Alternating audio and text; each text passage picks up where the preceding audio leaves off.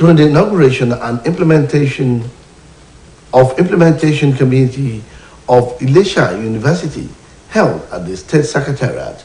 Governor's Office correspondent Soya Onorinde has more of the story.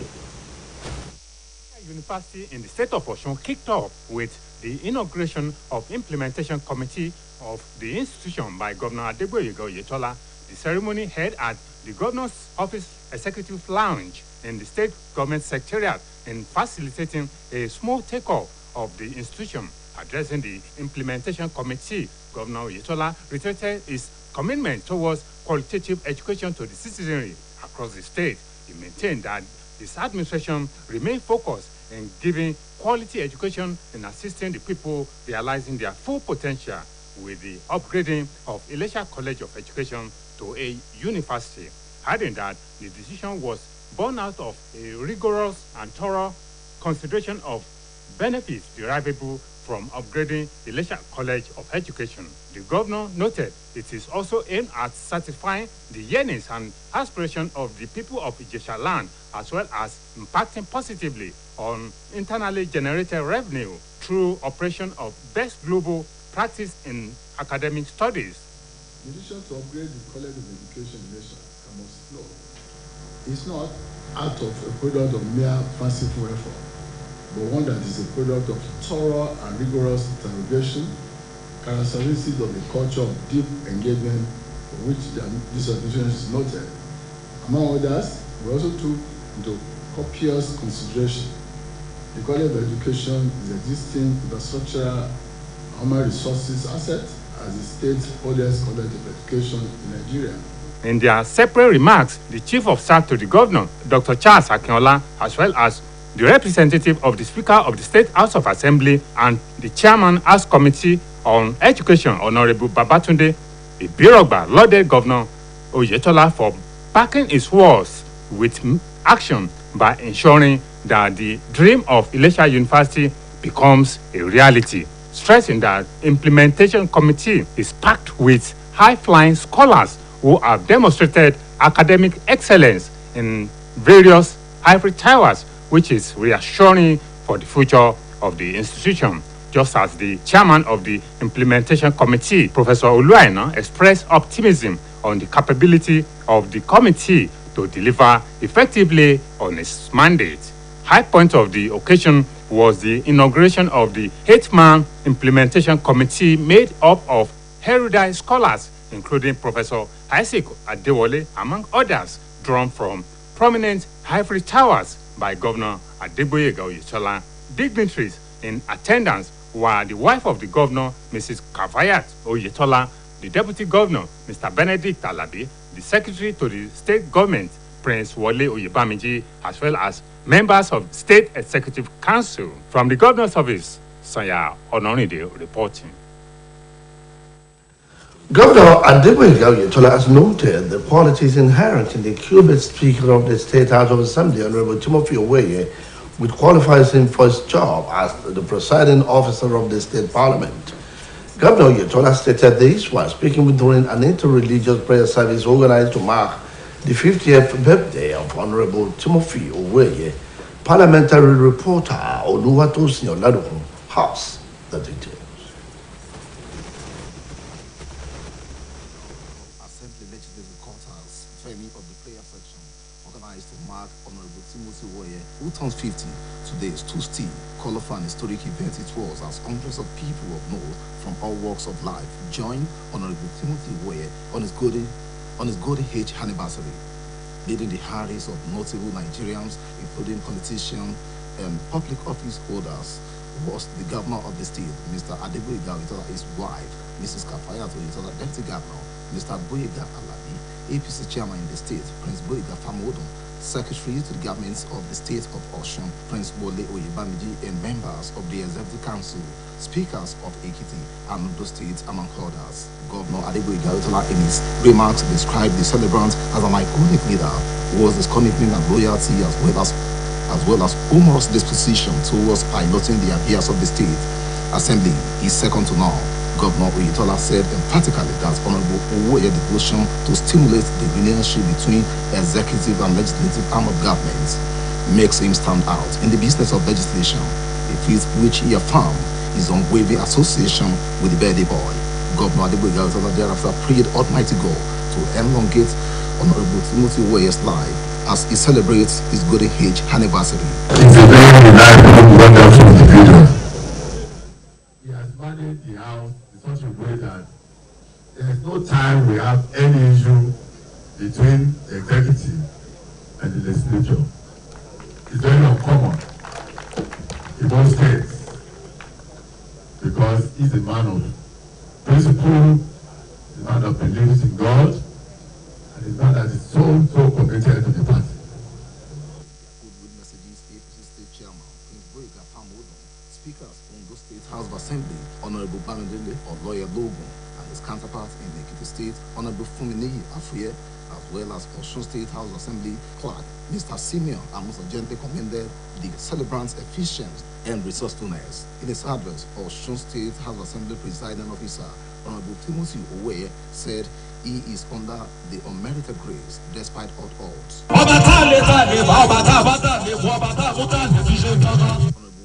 also used the occasion to appreciate the immense support of Governor Adeboyega, his wife, Mrs. Kafayat Oyetola, Deputy Governor Mr. Boyega Alabi, all his colleagues, as well as the staffers of the State Assembly. Owoye, in the course of celebration, expressing his unwavering determination to use the rest of his life to serve God and humanity. The speaker, who had read a lesson from the Holy Scripture to appreciate God for taking care of him all this long, he said he enjoys unmerited grace in all ramifications. Earlier, the chaplain and chief imam of the State Assembly complex fed the garden with the food of life. Highlights of the occasion were the cutting of 50 birthday and headless praises to God. Oluwatosin Oladopo, OSBC News. Osun State has warned those beating the drum of violence and bloodshed in the state to desist, or the furor of the law descends on them. This followed recent assassination of chieftains. This followed the alleged assassination of chieftains of the All Progressive Congress in the state and the several violent attacks on party members and government officials, including wife of the governor, Mrs. Kafayat Oyetola. This is contained in a statement released to newsmen by Commissioner for Information and Civic Orientation, Mrs. Funke Bemode, after the weekly Executive Council meeting. The government called for calm among its officials and members of the APC, adding that they should not allow themselves to be drawn out by those on an adventure of terror. The state government revealed that it was aware of plans by opposition to unleash terror on the government officials and members of the APC in the state ahead. The statement reaffirmed that no one should test the ability of the government to deploy the full powers of the law to make the state safe for all, including members of the opposition themselves. Meanwhile, the Osun State Police Commissioner, Wale Olokode, has expressed anger over the worsening activities of kidnappers and political thugs across the state. A statement issued by the State Command's Public Relations Officer, Yemisi Opalolo, revealed that the CP had given order to the top hierarchy of the police in the state to intensify policing and restore normalcy. Recall that there have been pockets of kidnapping incidents and attacks in the state, which has caused fear in the minds of residents.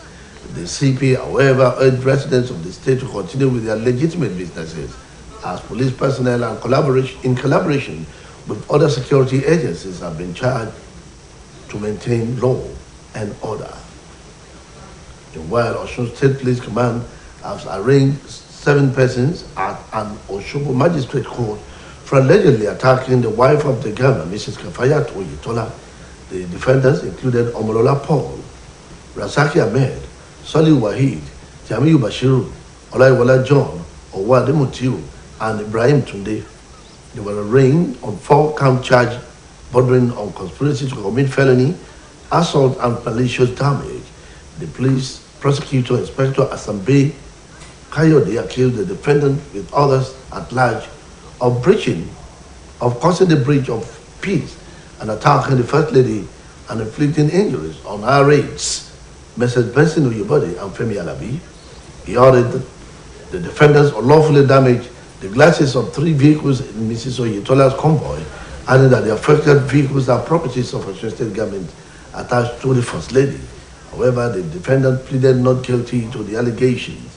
Their counsel, Mr. IPINLE, prayed the court to admit them to bail, noting that they will provide reliable sureties to stand their trial. The presiding magistrate, I.R. Salami, consequently granted them bail in the sum of 500,000 naira with 2 sureties and like sum, while the case has been adjourned till September 26 for hearing. That ends the state news on OSBC TV. Please join us at 5 for the evening news. Good evening.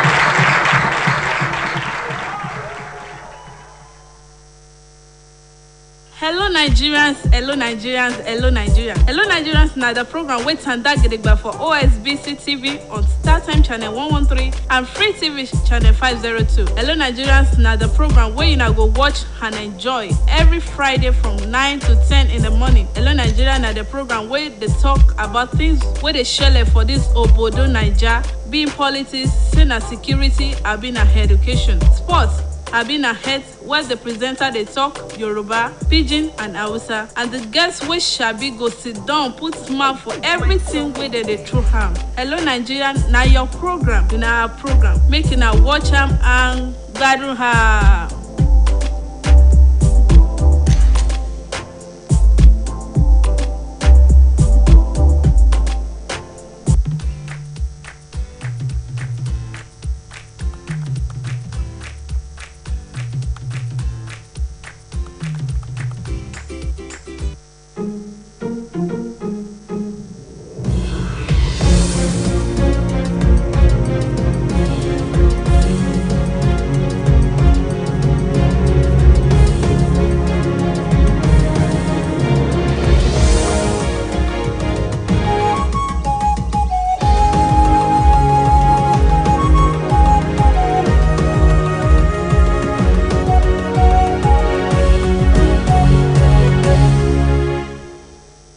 kásán ìròyìn ìpínlẹ̀ Ọ̀ṣun.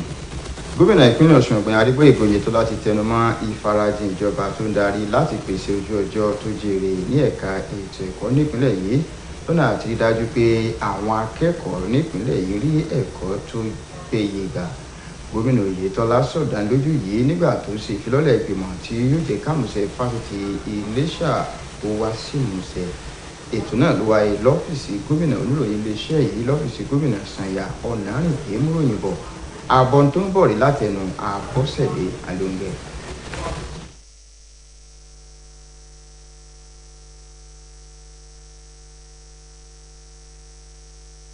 Gómìnà Adégbóyèga Oyètọ́lá ló ṣèfilọ́lẹ̀ ìgbìmọ̀ tí yóò ṣàmúṣẹ gbígbérasọ fásitì Iléṣà nípínlẹ̀ Ọ̀ṣun èyí tó wáyé ní gbọ̀ngàn ìgbìmọ̀ aláṣẹ tó wà ní sẹkítẹ́ríàtì ìjọba.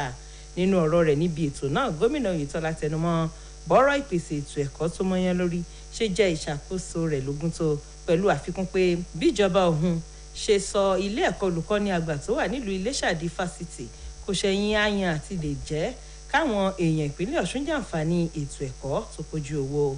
Gómìnà wòye pé òun tún gbé ìgbésẹ̀ náà lọ́nà àti pèsè ohun táwọn èèyàn ilẹ̀ Ìjẹ̀ṣà ti ń pòǹgbẹ rẹ̀ látọ̀pọ̀lọpọ̀ ọdún sẹ́yìn àti láti ṣàmúgbòrò ọ̀nà ìpawówọlé lábẹ́lé fúnjọba nípasẹ̀ ìpèsè ètò ẹ̀kọ́ tó bá tàgbáyé dọ́gba.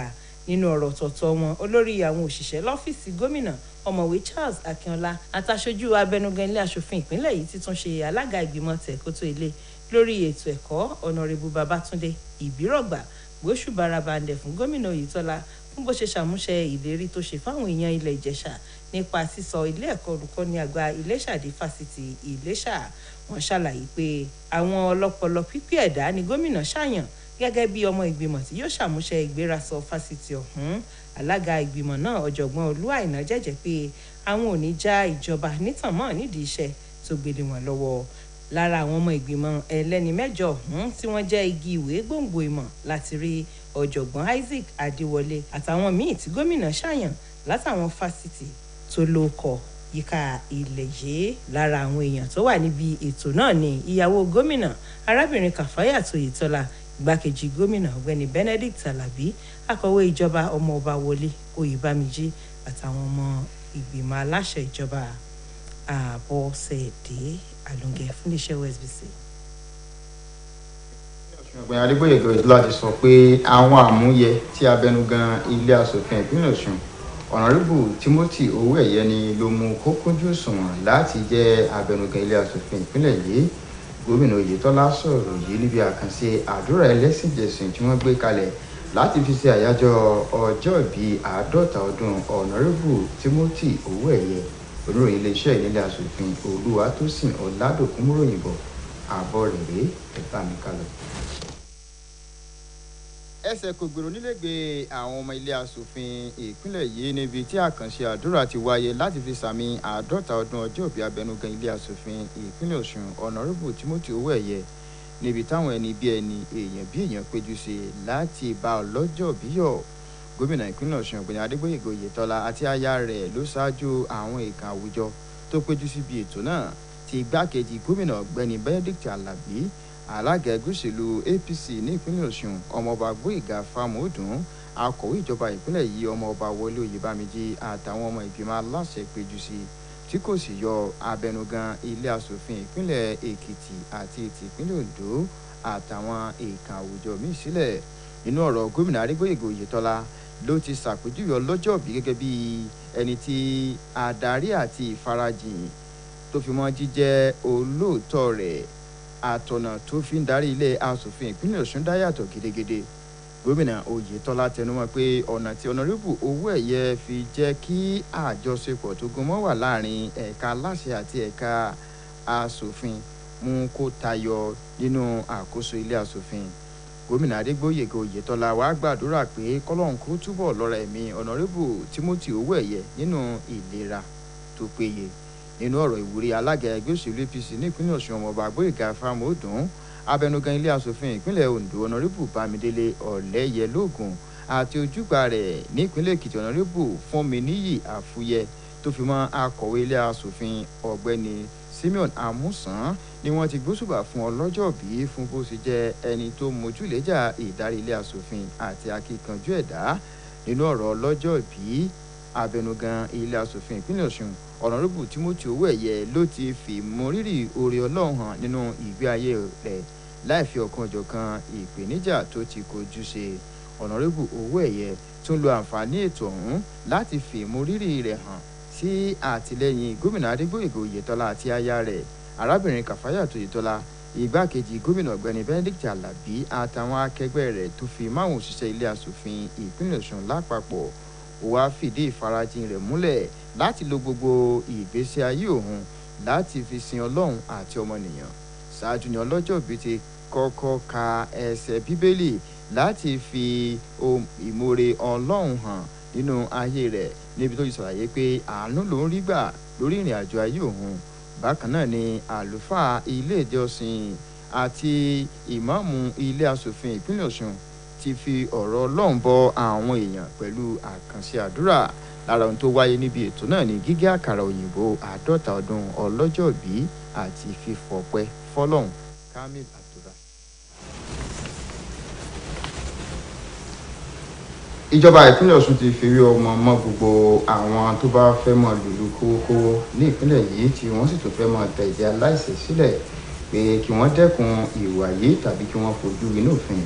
Èyí rí bẹ́ẹ̀ pẹ̀lú bí wọ́n ṣe lọ gbẹ̀mí èèkàn ọmọ ẹgbẹ́ òṣèlú All Progressives Congress ní ìpínlẹ̀ yìí láìpẹ́ tí wọ́n sì tún kọlu àwọn ọmọ ẹgbẹ́ òṣèlú náà àtàwọn èèkàn ìjọba tó fi mọ́ aya gómìnà ìpínlẹ̀ yìí arábìnrin Kàfáyàt Oyètọ́lá. Nínú àtẹ̀jáde tí kọmíṣánná fẹ́tò ìròyìn àti ìlanilọ́yẹ̀ arábìnrin Fúnkẹ́ Ẹgbẹ́mọdé fi síta lópin ìpàdé ìgbìmọ̀ aláṣẹ ìjọba ló ti sọ̀rọ̀ náà. Gómìnà wa rọ àwọn èèkàn àti àwọn ọmọ ẹgbẹ́ òṣèlú APC láti tẹ̀ jẹ́jẹ́ pẹ̀lú àlàyé pé kí wọ́n má ṣe gbà kí àwọn èèyàn tó ń dá wàhálà sílẹ̀ kó forúkọ wọn mẹ́rẹ̀. Ìjọba ìpínlẹ̀ yìí ló ti dé tí gbọ́ ohun ìgbésẹ̀ àwọn ẹgbẹ́ alátakò láti fi dá wàhálà sílẹ̀ ní pàtàkì jùlọ láti kọlu àwọn ọmọ ìgbìmọ̀ aláṣẹ ìpínlẹ̀ yìí àti àwọn ọmọ ẹgbẹ́ òṣèlú APC. Ìjọba ìpínlẹ̀ Ọ̀ṣun wá fìdí rẹ̀ múlẹ̀ pé kẹ́nikẹ́ni kó má fọwọ́ pa ìdá ìjọba lójú nítorí ìjọba ìpínlẹ̀ yìí kò ní fààyè gbà káwọn kan máa taṣà gẹ̀rẹ̀ sófin.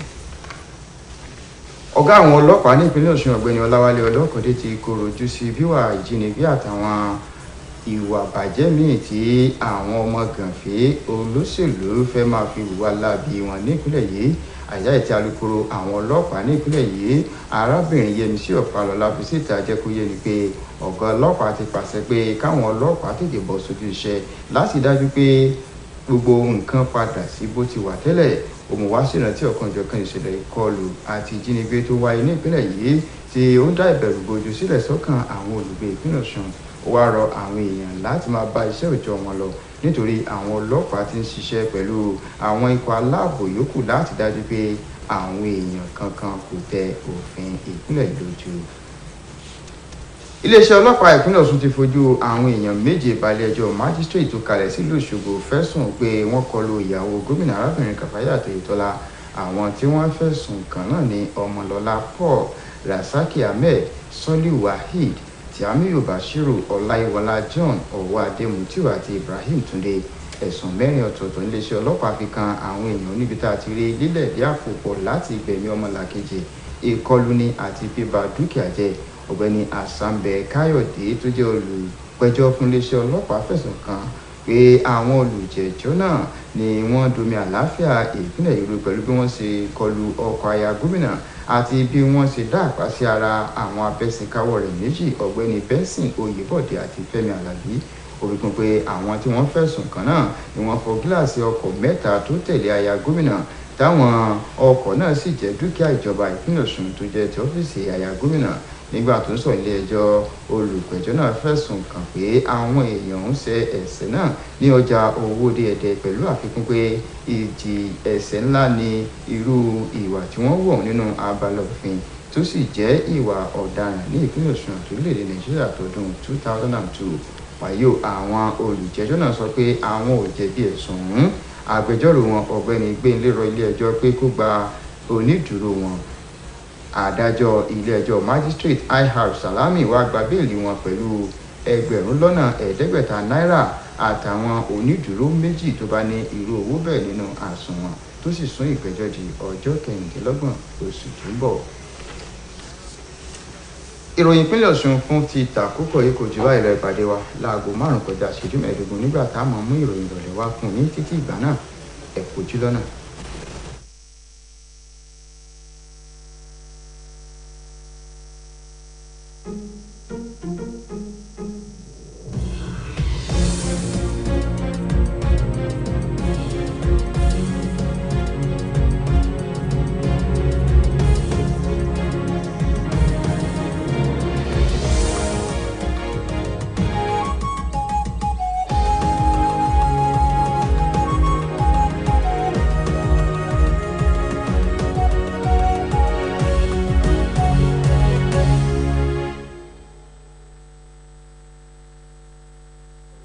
orí pẹpẹ ètò ọ̀rọ̀ àgbà látòrí ìtẹ́ ìkìlọ̀ ó ní ìjọba ìpínlẹ̀ Ọ̀ṣun lábẹ́darí gómìnà wa ọ̀gbẹ́ni Isaac Adégbóyègbóyè tọ́lá ń kí gbogbo wa káàbọ̀ sí lónìí. orí ọ̀rọ̀ wa tòní ni ètò ìgbéyàwó tòde òní síta ayé ìjọ